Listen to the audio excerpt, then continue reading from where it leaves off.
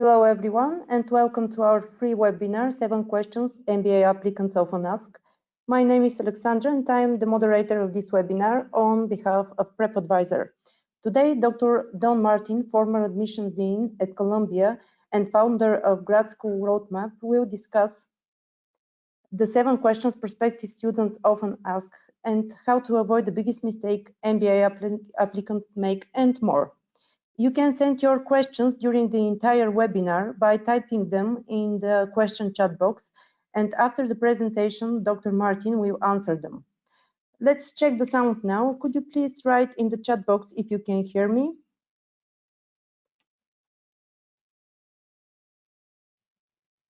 Can you please type in the chat box if you can hear me? Great, thank you. All right, everything is set. Don, we can start with the presentation now. Thank you so much, Alex, and hello, everyone. It is a pleasure to join you today for this webinar. I am delighted to have been invited by Prep Advisor to present this information to you today, and I hope that by the time our webinar concludes, you will feel that you've gotten something that will be of great help to you as you consider pursuing an MBA at some point in the future. I'd like to share with you a little bit more about myself very quickly. Probably one of the things that would be most of interest to you is that I did spend 11 years of my 28 years in the area of enrollment and student services at the Chicago Booth School of Business. I was Dean of Admissions and Financial Aid there and then became Associate Dean for the Fulltime MBA program. And during that 11 years, among other things, I personally evaluated over 80,000 full-time MBA applications. I say that just to let you know that what you're going to be hearing today is based on that period of time that I spent at Chicago Booth and also at Columbia University, Northwestern University, and Wheaton College. My entire career has been focused on helping prospective graduate students navigate the process of researching and applying to and then selecting the graduate school they will attend. It's been an incredible career. I couldn't wish for anything more, and I hope all of you have a similarly outstanding career in the days ahead. As you'll see, I've also been on your side of the table. I have earned 2 graduate degrees, one a Master of Arts, the other a PhD. So I've sat where you are, embarking on this journey, and in some cases feeling a bit nervous about it, wondering if I can really do it. That's why I've added to the agenda some of the roadblocks that I believe hold prospective students back from pursuing their graduate educational goals. I've also published a book. I published the first edition in 2008. The second edition came out just about a year and a half ago in the summer of 2018. And I'll share more about that later in our time together here.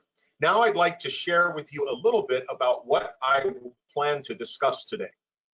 There are 3 what I might call major pieces of information I want to pass along, and they are numbers 2, 3, and 4 on this agenda. I want to talk about some roadblocks which hold prospective students back from actually pursuing their goal of grad school. Then I'm going to discuss, as Alex mentioned, 7 very important questions that prospective students often ask. And then I want to share something that, to me, if you don't take anything else away from this webinar today, I hope you'll take this away. What is the biggest mistake prospective graduate students make? This happens every year. It's completely preventable, but it does happen. So if you have been making this mistake already, believe me, you're in very good company. Thousands upon thousands make this mistake every year. Then I want to share, as I said, a little bit about my book, about our coaching services with Grad School Roadmap, let you know when you might be able to meet with me again. This is the first of several webinars I'm delighted to be doing for Prep Advisor, and I'll tell you when the next one is going to be, so that if you like what you heard today, maybe you can join me again and invite some of your friends to come along. Then we'll close with some opportunity for you to ask me any questions that you like. Alex will be taking a look at those and letting me know what the questions are, and I'll do my best to answer any and all of them as much time as time permits. Okay, first of all, what is Grad School Roadmap? You saw that on the first slide that I represent Grad School Roadmap. Well, it's really a boutique admissions resource for prospective students and other groups. I founded Grad School Roadmap in 2008.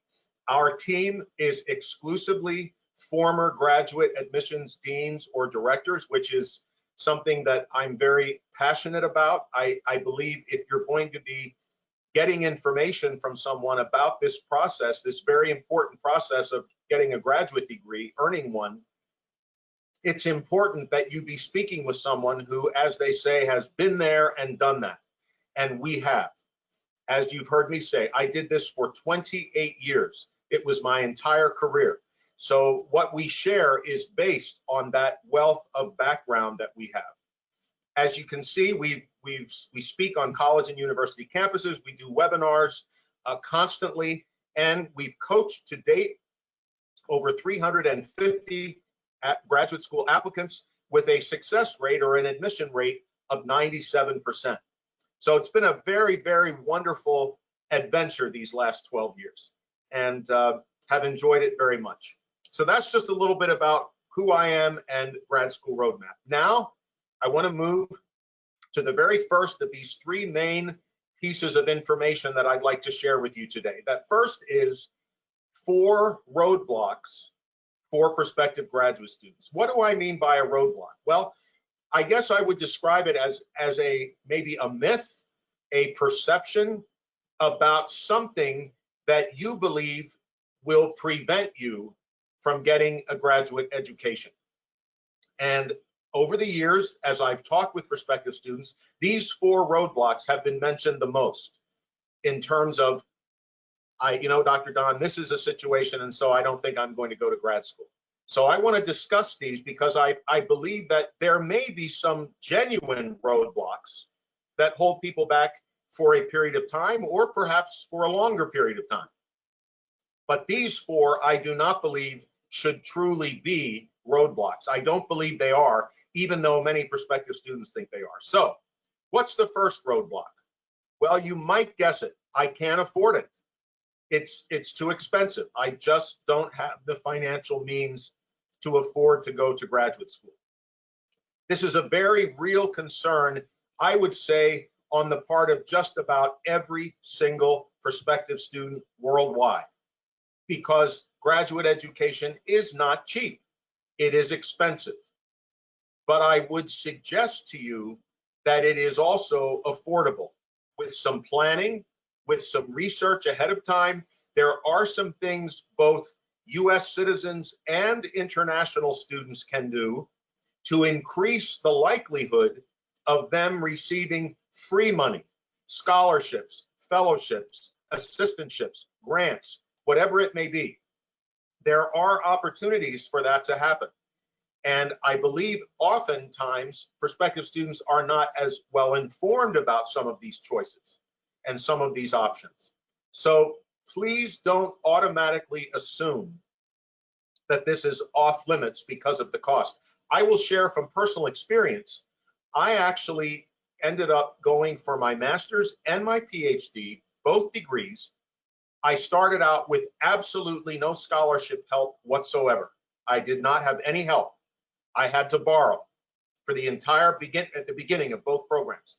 I ended up graduating at the time of graduation owing less than $5,000 US dollars for my master's degree and owing less than $10,000 for my PhD without any scholarships at the beginning. Maybe someday I can do a webinar on financing your graduate education. I'd be happy to do it. If you have questions for me today about this whole business or after the webinar is over, I'm going to leave you my contact information. Please don't hesitate to call me. But please don't entirely rule out earning a graduate degree because of finances. It is expensive, but I would argue equally so, it is affordable. Okay, roadblock number 2. I hear this so often. Dr. Don, my grades and test scores, they're not high enough. I didn't do well in my undergraduate experience. I have below a 3.0 GPA in terms of the U.S. evaluation system.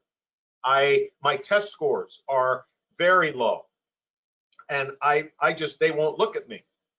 Well, if you're talking maybe one of the very top ranked programs in business education, perhaps, yes, you may be at more of a disadvantage if you have a lower GPA or lower test scores. But even in those instances, when I worked at Chicago Booth, you might be surprised at the GPA or test scores of some of the applicants we admitted. Now, granted, we didn't do this all the time, but there were instances where there was an explanation for those lower grades, or there was a plausible explanation for low test scores. We took that seriously because we evaluated everything in the application. We didn't just, some schools will look at grades and test scores initially, and if something doesn't look right, you're denied right away without looking any further. That's not what most admissions offices do. They will look at everything they've requested from you, your resume, your letters of recommendation, your essays, an interview report if you did one, whatever it may be. Everything is evaluated. I will also tell you that the further out you are from undergrad, and especially in the case of MBA applicants, most MBA applicants have between 3 and 5 years work experience after they've completed their undergraduate education. That means something. That's very important. And that serves to counterbalance perhaps a less high GPA. So once again, please don't make the mistake of automatically assuming that because your grades or test scores are too low, you won't have a chance. That is absolutely not true. So don't let that be a roadblock for you.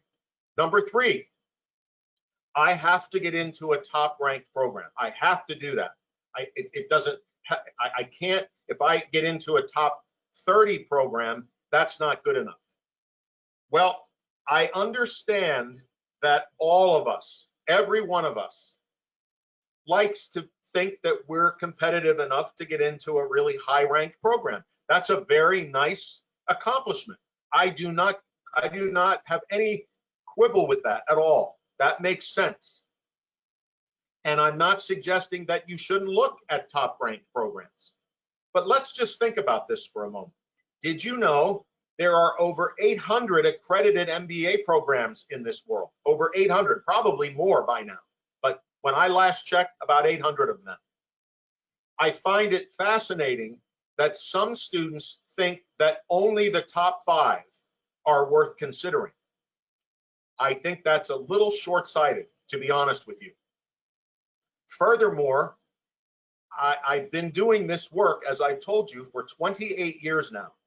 And I can honestly tell you that in that time, I have yet to see any at all, reliable, valid data, statistical evidence, if you will, that successfully correlates where you got your MBA with your ultimate success in life. There is none. I hope I'm not discouraging you, and please don't hear me telling you that you shouldn't look at top schools. I'm not saying that. I'm just saying that the facts demonstrate that your success in life is not based on where you got your education. Very little of that.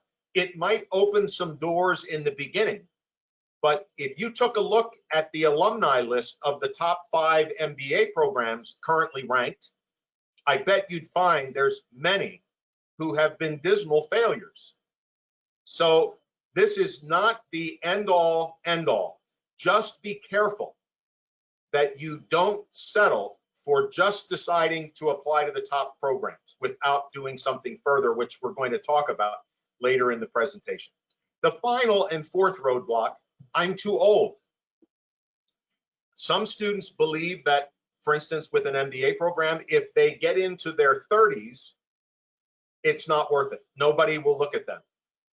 I would beg to differ with you on this. In fact, there are more and more older students entering the MBA arena. Now, many of those are part-time or executive MBA, but even in the full-time MBA program, we admitted students at Chicago Booth when I was there for 11 years. Now, we didn't admit droves of students like this, but our age range of the students we admitted was 22 to 42. Yes, you heard me correctly, 22 to 42. So again, it is not so much your age as what you've done in the time leading up to your application. That's what matters. Why are you doing this if you're a bit older? What is your thinking process? What is your rationale? Why do you want to pursue an MBA at this stage? And if that makes sense and you've got a great application to go along with it, the chances are you're going to be admitted. Now, the Career Services Office may want to speak with you about some career options, which may be a little more limited based on age, but the field is wide open regardless of your age. So here again, these 4 issues, perceptions, concerns, whatever you might call them, I believe are roadblocks, but not permanent roadblocks. They may be initial perceptions you have. I consider them myths. I don't believe any of these 4 are true. So I hope you'll keep this in mind as you continue with your planning. By the way, Alex mentioned at the beginning of the presentation that we are going to be taking questions. I hope you're going to start asking them. You can send them, put them in the question box right now. As I go through the presentation, if you have a question, don't risk forgetting it. Write it down, send it in, and then Alex will organize these questions and ask them to me when we conclude the presentation. Okay, let's move to the second of the 3 issues that I wanted to discuss, or the 3 areas I'd like to present today. This is what 7 questions that prospective MBA students often ask. I guess you could expand this to other prospective students, not just MBA, but certainly these are 7 questions I was often asked about when prospective students were initially doing their research and considering where they were going to apply. Question number 1, what about full-time versus part-time? What are the advantages? Should I really stop my job and go full-time, or should I continue working and go part-time? The wonderful answer to this question is that both of these are absolutely equally viable options, in my opinion, and in the opinion of most MBA experts. There really is not ultimately a difference in terms of your outcome of graduating and moving on with your career. The difference may be your own situation. Some prospective students, and not only your situation, but what it is you're really looking for.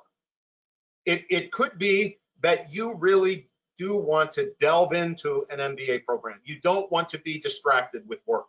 You want to have the chance to just focus on that alone. Well, then you have your answer. Then a full-time program would probably be better.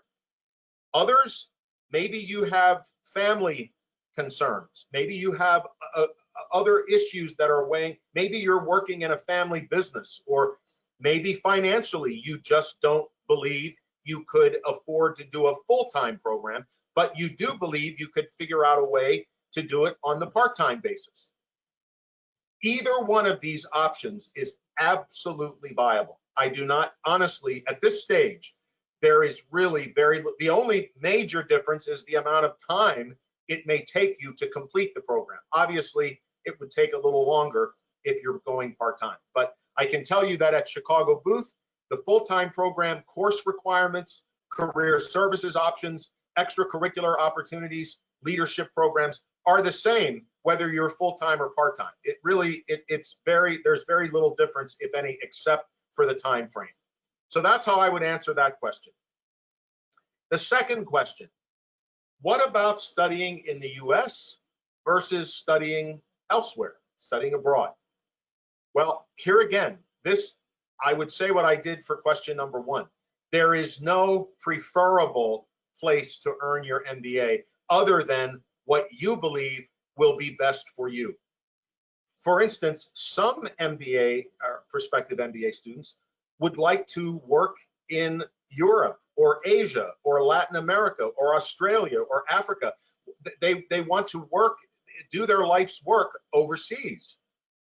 It may be that a very good MBA program in Europe or Asia or Latin America or whatever would be beneficial in that way.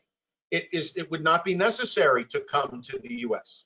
Others, some international students, for instance, would like to have a study experience in the US and then bring that back with them to their home country. Vice versa. Some US citizens prefer to study abroad and bring that experience back with them to the US. The quality of MBA programs, again, is outstanding, outstanding.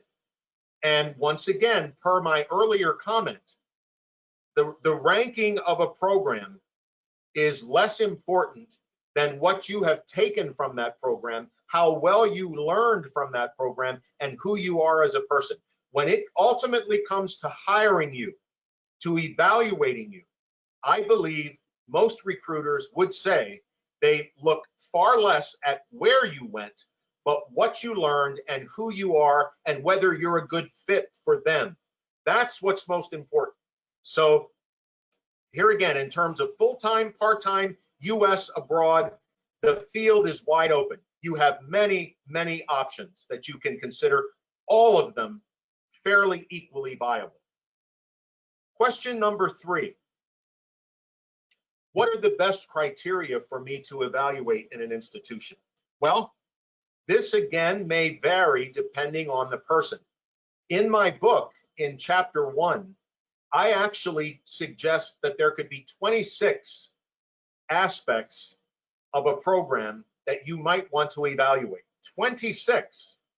Most students don't evaluate anything. So I'm glad I was going to say, I'm glad you asked this question. I think I should say, I'm glad I put it in the list. But let me give you an example. There's at least one particular aspect I would think every single MBA applicant would want to know about, a question they'd want to ask, or I should say, an individual they'd want to speak with. And that individual is a current student and a recent graduate. This is critical. I'm appalled at the number of prospective MBA applicants who never speak with anyone who attended the program or is currently attending. They don't put that in their list of criteria. Oh my word. In my opinion, once you've selected the list of schools to which you're going to apply, one of your first orders of business would be to reach out to current students and recent graduates. Now, I'm not suggesting you need to reach out to 10 individuals per school. It could be 2 per school, 1 student, 1 alum, or maybe 2 students, whatever. And there are always 2 questions you want to ask.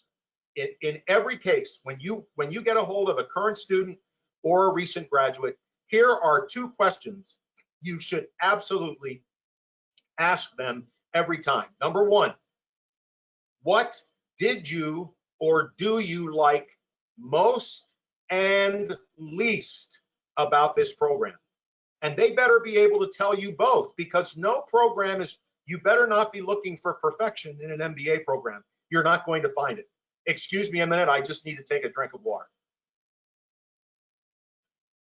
Okay, so remember, schools are good, and there's some great options out there for you, but you should not be looking for perfection. So you want to ask, what did you or do you like most and least about this program? The second question, so very important. If you had it to do over again, would you still choose to go to this program? Knowing what you know now, would you choose to attend if you had it to do over again? Those are huge questions, very telling from the very individuals who've gone ahead of you and who are there either right now. That's why I suggest either right now or very recently. Talking with an alum who was there 20 years ago might give you some information, but it's not going to be current. You want current information about that program right now. There are other criteria that may be of value to you per what we said before. What kind of part-time program do they offer? What's included in it? Is this program, of course, abroad or in the US? What is the class size? Some MBA prospective students like large classes, hundreds of students. Others do not prefer that.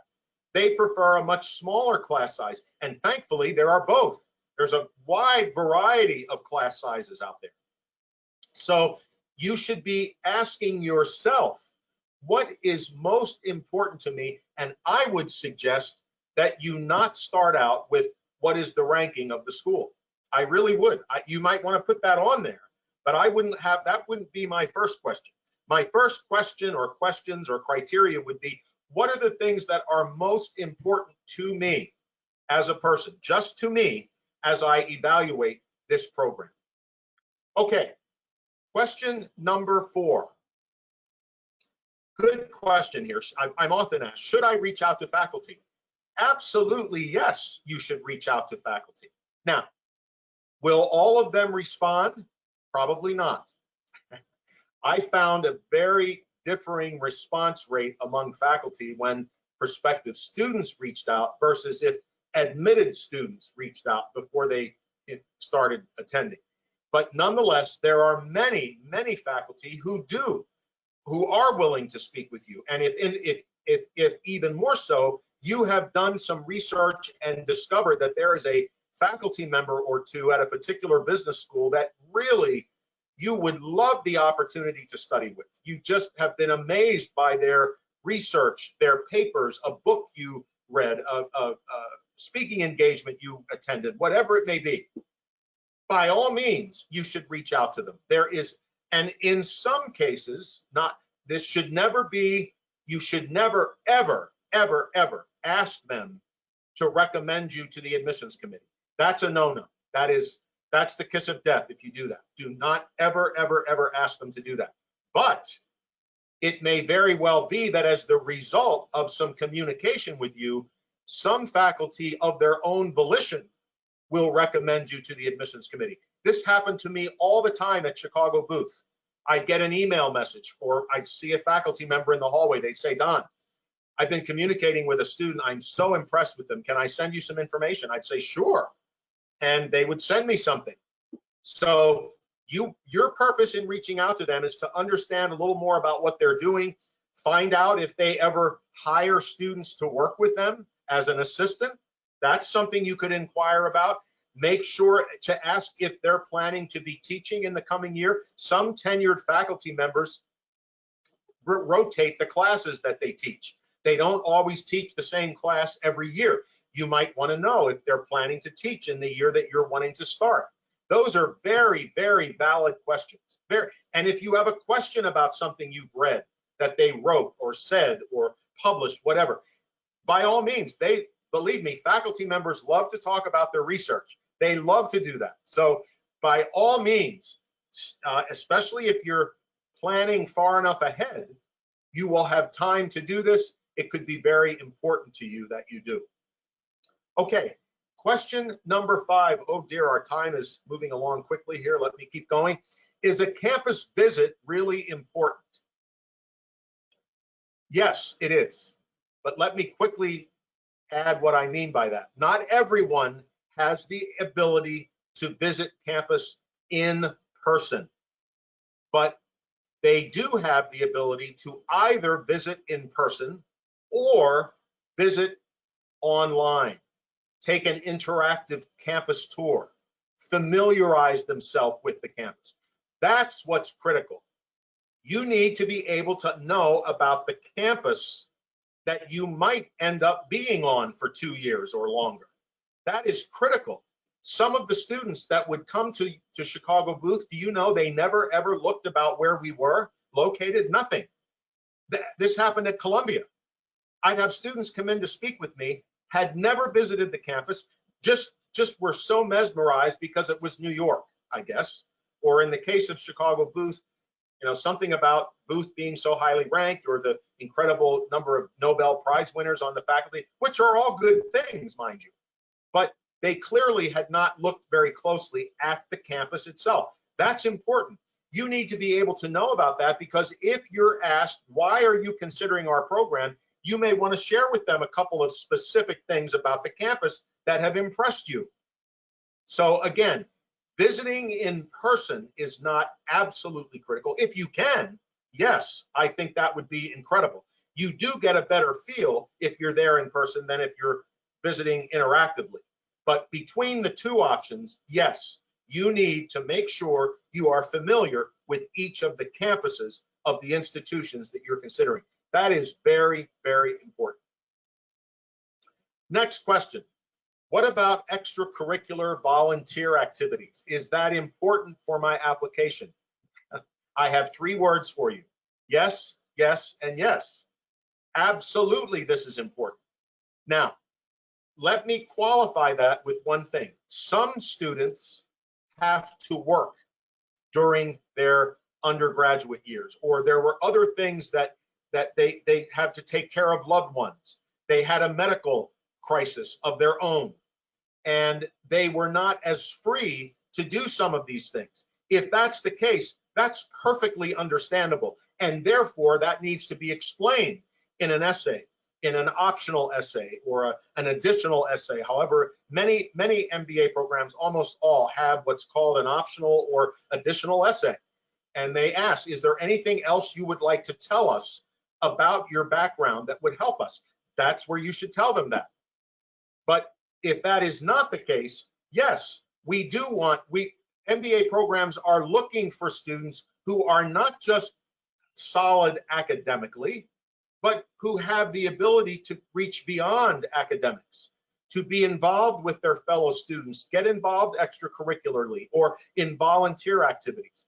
And also, let me qualify here by saying it doesn't, some students, I think, feel like they have to have 5 or 10 of these. They have to have this long list. No. That doesn't help. 2 or 3 at the most is all you need. It doesn't have to be. Now, if you have more, that's fine. But and another suggestion here, please do not start doing all of this 6 months before you apply. That's worse than not doing something, because it very much looks like you just started all of these things out of the clear blue, knowing that you were going to apply a few months down the road.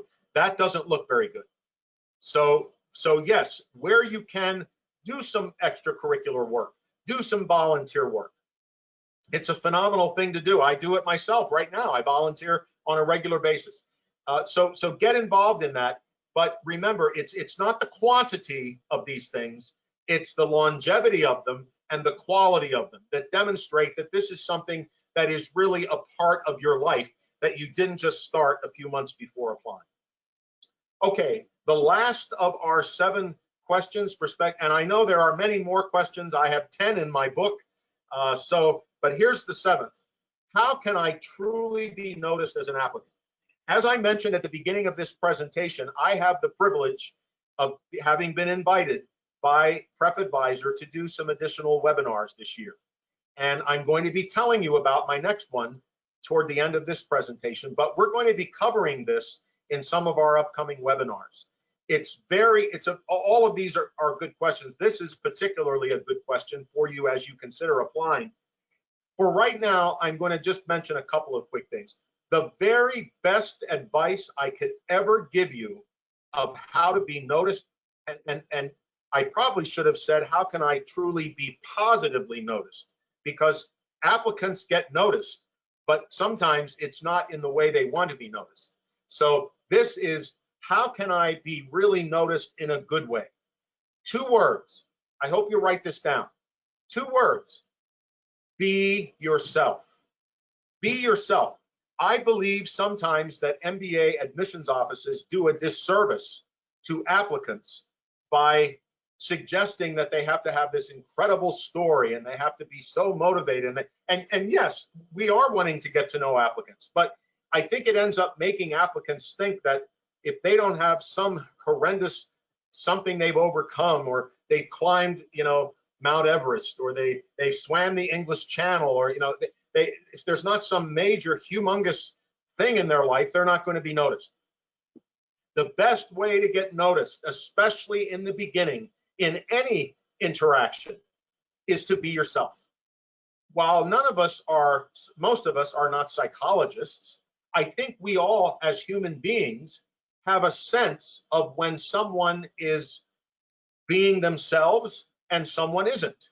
When you meet someone for the first time, when you're around someone in a group setting or whatever, it seems to me that we all get a sense, you know, this person just doesn't seem like they're on the level. They don't seem to be very honest. It feels like they're pretending, like they're acting, like they're being fake.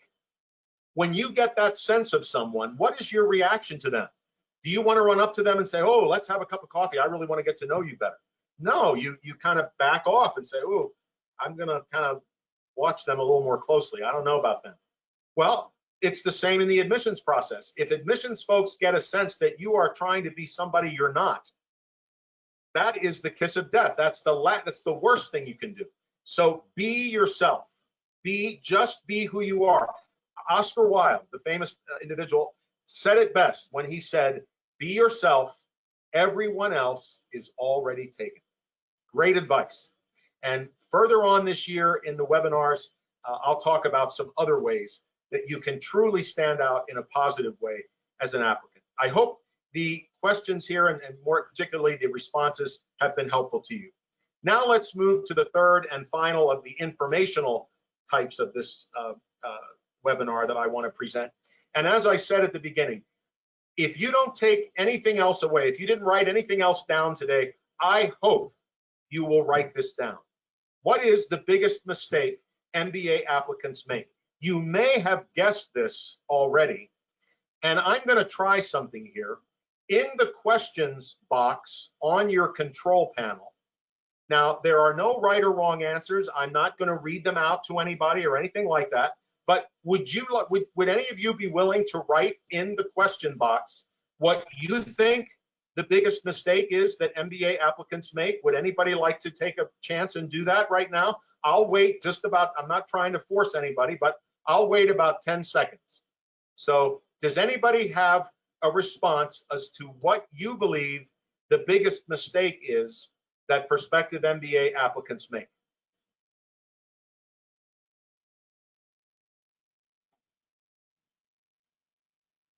Well, I don't see anyone putting an answer. Alex, just so I'm sure that I'm seeing this, do you see anything on your end? Actually, there is one answer that I can see. Okay, for some reason it didn't come through. Can you tell me what it is, please? Just a second. Okay.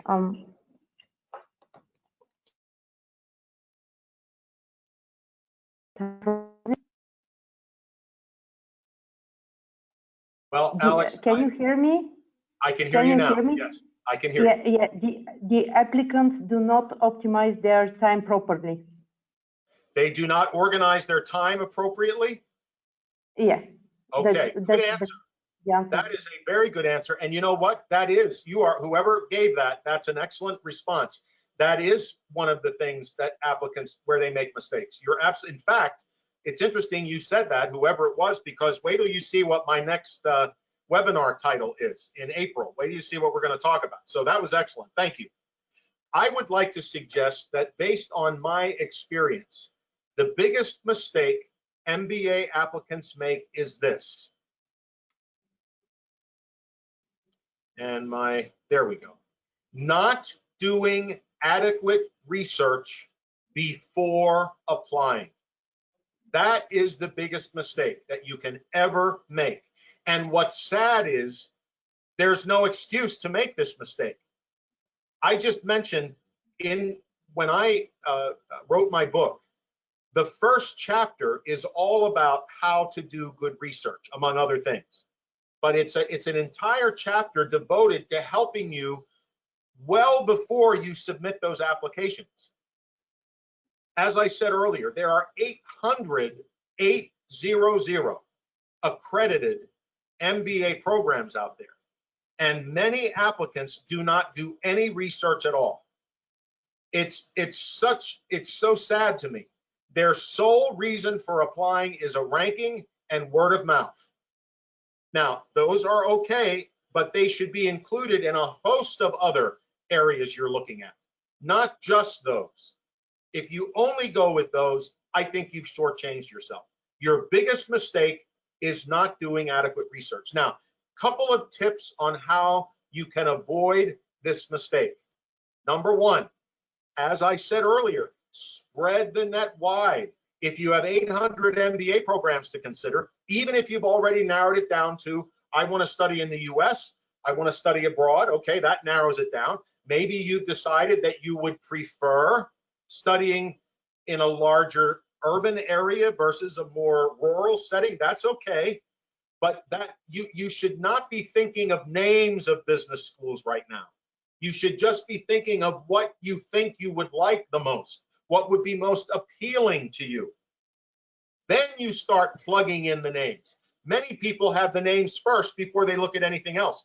In my opinion, that's completely backwards. You need to spread the net very wide. Number two, create a spreadsheet. This is discussed very thoroughly in my book, first chapter. Create a spreadsheet. And in my opinion, you should start out with a minimum of 20 or 25 MBA programs, not 5. You should start out with many, many more. You're not going to apply to all of these, nor should you be ranking them yet. You should have them in alphabetical order. No ranking. Ranking comes at the end, not at the beginning, not before you even started out. That comes after you've done your research. Then you do your rank order for yourself. Create a spreadsheet. These options on the left-hand column in alphabetical order, across the right-hand column, all the things you'd like to compare. What did the current student tell me about this place? What did the recent graduate say about it? How large is the class I'll be involved in? Can I interact with faculty? Excuse me. Can I interact? Here's another one. I would think you would want to know whether faculty teach the classes or if they have teaching assistants do it. Many top schools, the faculty don't even teach. And yet some students go there thinking that's what's going to happen because they didn't do any research. These are things you should be putting on this spreadsheet, very specific things you want to compare. And in my opinion, you should complete every box on the spreadsheet, every single box, before you then say, okay, I've got 20 options here, I've got 25. Here's the 10 right now that I think I like. I'll do a little more checking with them and then maybe narrow it down. Most MBA applicants apply to between 5 and 7 programs on average. So it's after you've spread the net wide, after you've created the spreadsheet, after you've done your due diligence, then you make that decision of where you're going to apply. The third way, as I got a little ahead of myself here, I've already said on that spreadsheet, when you fill in those boxes, what you're doing is you're comparing. That's exactly what you should be doing. When you buy a car, or do you just take somebody else's word for it? Oh, this is a nice car, and you say, okay, I'll buy it, I'll go get it. Of course not. You do your own testing. You do your own research. You don't rely on somebody else's ranking or what somebody else said. You can listen, but that doesn't usually affect your final decision about that car. That's a very personal decision that you make. And in other areas, you listen to people, but then you make your own decision. The same applies here. You need to spend enough time doing some genuine comparison shopping so you really know. Have you done it? Do you know where the campus is located? Have you had a chance to get a sense of what it would be like walking around that area day after day? I had students at Columbia come into me and say, I hate it here. This neighborhood is horrible. And I felt like saying, you mean to tell me you didn't check that out before you got here? That's on them. That's their mistake. You don't want to make this mistake. Most people get 1 or 2 graduate degrees in a lifetime. I haven't met too many people who keep going around, oh, I'll get another one, I'll get another one. No, this is a once in a lifetime experience, and you want to make the most of it, and you can. There's so much information out there today. There's no excuse for not getting this type of information and doing this type of good research before you ever submit an application. Do you sense I'm pretty passionate about this? I am. And as I said, perception or rankings is where you end up after you've done all of this, not where you start out. I hope you'll write that down. Perception is where you end up, not where you start out. That's a huge difference. And many applicants err on the side of starting out with perception rather than waiting to end up with it. I hope you will not be one of them. Okay, let's move to my book. I mentioned it in the presentation. This is the only comprehensive book on the graduate research and application process out there. I promise you, it is the only book out there like it. It's only 106 pages. I deliberately made it shorter so folks could really delve into it. There are 4 chapters. The first chapter, all about the research process, as we've said. The second chapter, all about the application process. 7 ways to stand out positively. 7 ways to stand out negatively, what I call the 7 deadly sins. 10 critical application tips. Each section of the application, resume, recommendations, essays, extracurricular, volunteer, everything, interviews, whatever. I talk about that. Third chapter, I've seen no other book at all address this. How to succeed once you're there. How to succeed once you are enrolled in this MBA program. And lastly, the 4th chapter is a list of top 10 questions that are often asked by 4 groups: prospective students, applicants, admitted students, and current students. 4 top 10 lists, the top 10 questions, and my answers to those questions. If you would like to purchase the book, you can get it on Amazon, or you can go to my website, which I'm going to give you the address in a moment, gradschoolroadmap.com. There's a section on there about the book. When you click on it, you'll go to the order page. And when you get there, if you use this promo code MBA Tour, you will get a free copy of the book. You can also use another promo code, GSRM, Grad School Roadmap, and it will give you a greatly reduced price on the book. So if you're interested, feel free to get the book. Now, before we go to questions and answers, we still have some time left. I wanted to just tell you a little bit about my coaching services. I do offer coaching with graduate school applicants, MBA applicants. I've been doing this for 12 years. So far, I've worked with over 300 students, 350, as I mentioned earlier in the program. And to date, we have a 97% acceptance rate. Last year, I'm thrilled, I was elated, the acceptance rate for the fall of 2019 was 100%. Everyone got in, and we're up over $5 million in scholarship funding for my applicants who've been admitted. If you choose to work with me, you will find that my rates are very reasonable. It does not cost thousands of dollars to work with me. I don't believe in that.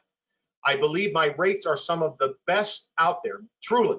They're some of the lowest you will find, and you will work exclusively with me. You will work just with me, however long you choose to have that relationship of working with me. It will be with me alone. As I mentioned, I bring 28 years of experience in the graduate admissions arena, including 11 years at Chicago Booth. And if you would like to learn more about this or talk about anything with me related to your MBA goals and dreams, I offer a 30-minute free consultation, and you can take advantage of that. So I hope many of you might consider that. Now, I mentioned I wanted to let you know where you might meet me again at some point down the road. I'm going to be participating and being interviewed at 3 Access MBA events in the States next month. They are in New York City, as you'll see, Los Angeles and San Francisco. If some of you are in that area already, or you might be traveling to that area at that time, please contact Access MBA or Prep Advisor and find out how you can register for these events. You're more than welcome to join us if they have a process that they will go through to decide who gets to go.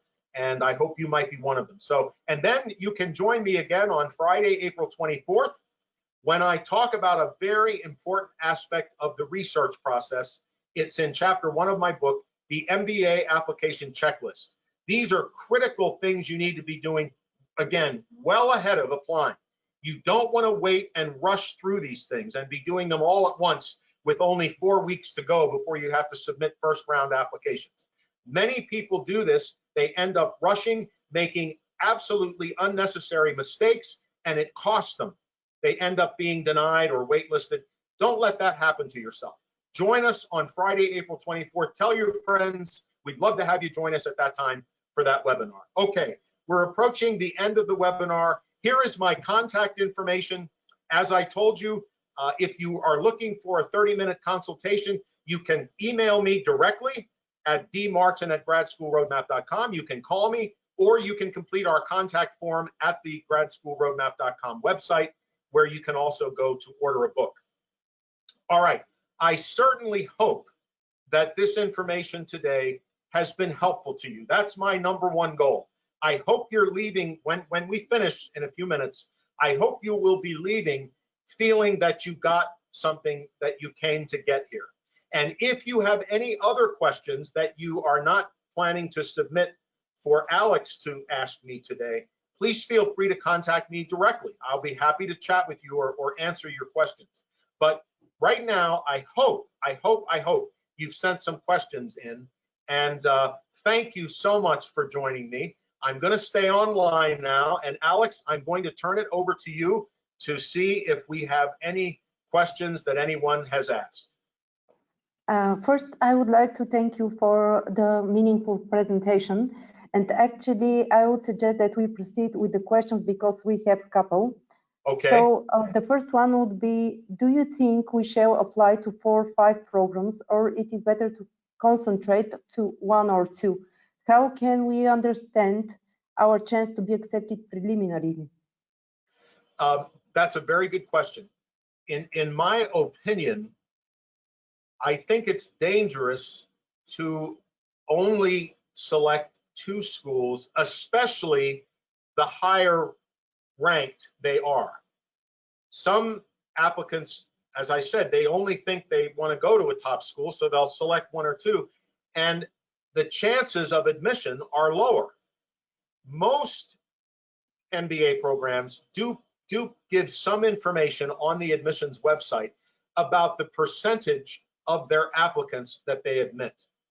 So in my opinion, you are wise in the list of schools that you're considering to perhaps mix it up a little bit.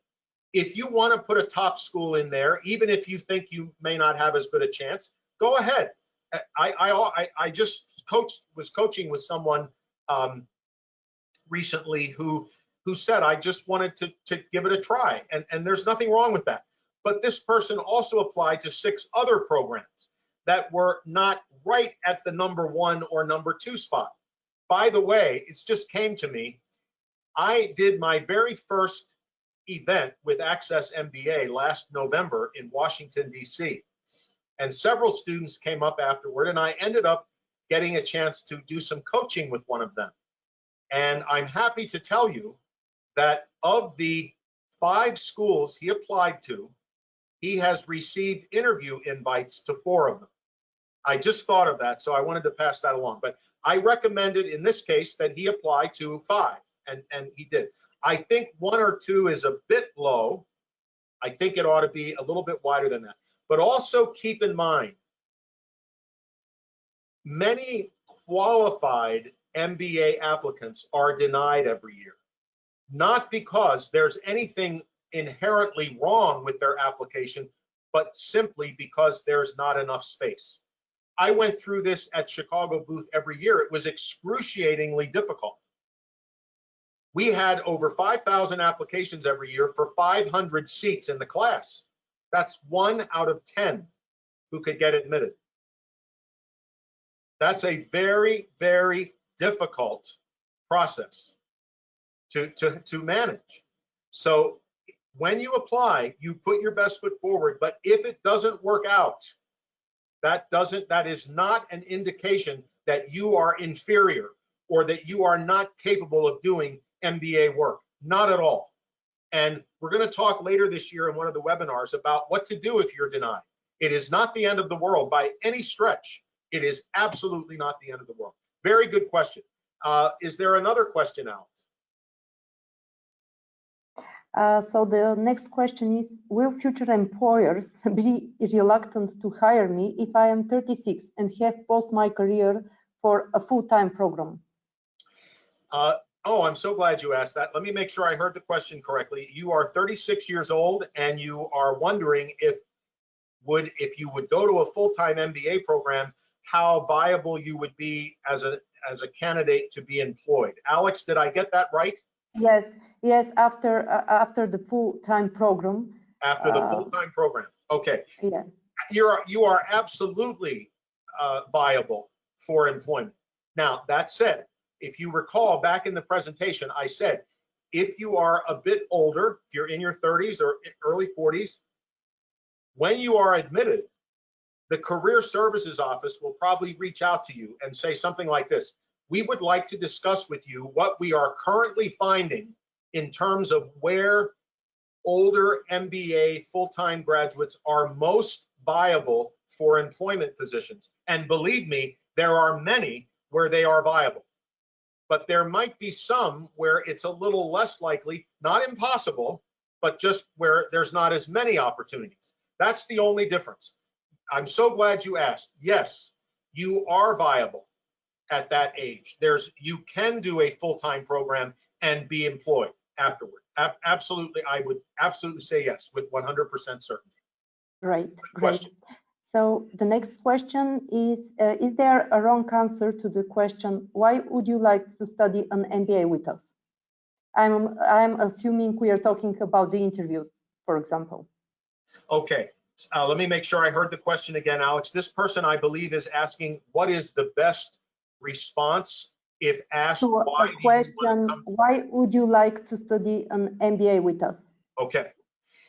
Excellent question. I'm so glad you asked this. And in my presentations, I often discuss this.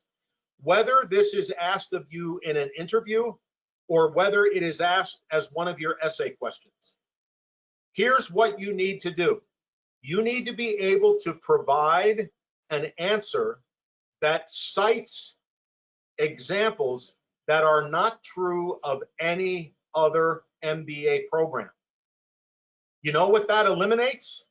What that eliminates, I'm not making fun of anyone, I'm not criticizing anyone when I say this, but many applicants, when asked why they want to go to a particular school, particular business school, will say things like, you have wonderful faculty, you have wonderful alumni, you have a beautiful campus, I love your curriculum. That means nothing. You know why? Because every business school brags, excellent faculty, excellent students, excellent alumni, beautiful campus, great curriculum. That doesn't tell us anything. That means nothing. You need, I said earlier, the biggest mistake you can make is not doing your research. When you do your research, you need to find out specifically why that program is of interest. Here's what gets the attention of admissions folks for a question like this. I've been communicating with Dr. So-and-so for the past 5 months. I read his book, this book, I read this paper, I listened to a webinar, we've been emailing, I had a chance to meet with him when I visited campus. I'm wanting to study this course with him when I get there. You can't say that about any other business school that you're applying to, only that school. That's very impressive. That's what gets their attention. Another example, you have a foreign exchange program in Australia or New Zealand. I want to participate in that program. I've spoken with the program director, with 4 students who participated in the program last year. I am so excited about this program. There again, you can't say that about any other of the options you're applying to. Those are the kinds of responses that get attention. Not now, oh, and here's another one. Maybe they have a student organization and you've spoken with students in it. You don't just want to say, I'm interested in the Women in Business Club. Well, every business school has a Women in Business Club. Why are you interested in the Women in Business Club at XYZ Business School? Always bring it to the school in particular. That's my advice. Good question. Alex, any other questions? Yes, we have a couple of questions more. The next one is, how do I know my expensive MBA degree will pay back if it is not one of the top ranked ones? That's a very good question. In my experience over the 35 years that I've been now doing this work, or well, I guess I should say 40, isn't that terrible? I started in 1980 in the admissions work. I was only 10. But anyway, in the 40 years that I have been privileged to work in this industry and work with prospective students and watch them go through the application process, and more importantly, graduate and move out into the work world, into their careers, I have rarely seen someone who was not able to do well financially because of the institution they attended. It is my experience, my own personal experience. I went to an undergraduate institution that none of you would have ever heard of. It wasn't even accredited. That never hurt me in my career. If you are good at what you do, if you are able to work with others, and if you have trust, if you can be trusted, if you are a person of integrity, you truly will go places in your career. Someone told me early in my career, if people know you, like you, and trust you, they will work with you. You can have all the degrees in the world, and if you're not trusted and you're not liked, it doesn't mean anything. I've seen many examples of students who've gone to a top 50 MBA program, a top 100 MBA program. Remember, if there's 800 programs, the top 100 is still pretty good. That's still 1 out of 8. I think that's pretty good. So my point is, absolutely, you will have a return on your investment. If you are not looking to that name to do it for you, if you're looking within, if you're the kind of person who brings integrity, honor, honesty, competence, interpersonal skills, you bring that energy, enthusiasm, motivation, you bring that to the table, you're going to get hired. I promise you that will be true. Next question. The next question, I believe, is connected with the first one for how many programs do you have to apply to. Yes. So it is. So in this case, we have to aim at round 1 to make sure there are enough places for us. I believe it is connected with your answer, actually. I'm sorry, Alex. I'm not sure I'm understanding. Can we try that again, please? So in this case, can we have to aim at round 1 to make sure there are enough places for us? Oh, okay. Well, that is a little harder to determine. I don't think, if I heard the question right, I don't think it's going to be as readily apparent to you before you apply or when you're applying how many spaces are open that year. Now, I will say this. Most MBA programs will provide on their admissions websites how many applicants they had the year before, how many they admitted, and how many they usually enroll. That third number, how many they usually enroll, is about the same every year. It doesn't fluctuate that much. At Chicago booth, we tended at that time, I'm not sure what they're doing now, but at that time, we admitted around 500 students every year for the full-time program. Maybe it was 490 at one point or 503, but it averaged about 500. So you can usually gain some information on how many students are usually enrolled in this program. What does fluctuate from time to time might be the application count, but again, that doesn't always change all that much either. Good question. And the last one will be, can I work and study MBA at the same time? Yes, you can. That's why many folks will do a part-time program. That's usually what that means, is you are working and you are studying in the evenings, or many MBA programs have what's called an evening program or a weekend program. They do what they can to accommodate your schedule so that you can, in fact, and I did this myself, both in my master's. In the second year of my master's program, I was hired at the institution I was attending. They hired me in the admissions office. So I worked full-time and finished my master's degree while I was working. My PhD program, I worked for 4 years. I went 2 years full-time to complete my residency requirement. Then I worked full-time the last 4 years of the degree. So yes, you can do it. Absolutely. So I believe that was the last question. So I would like to thank you again for the presentation and for taking the time to answer all of these questions. And to those of you whose questions were not answered, we will send you the answers via email as soon as we can. And thank you for joining us. We wish you luck in your academic journey. Bye, everyone.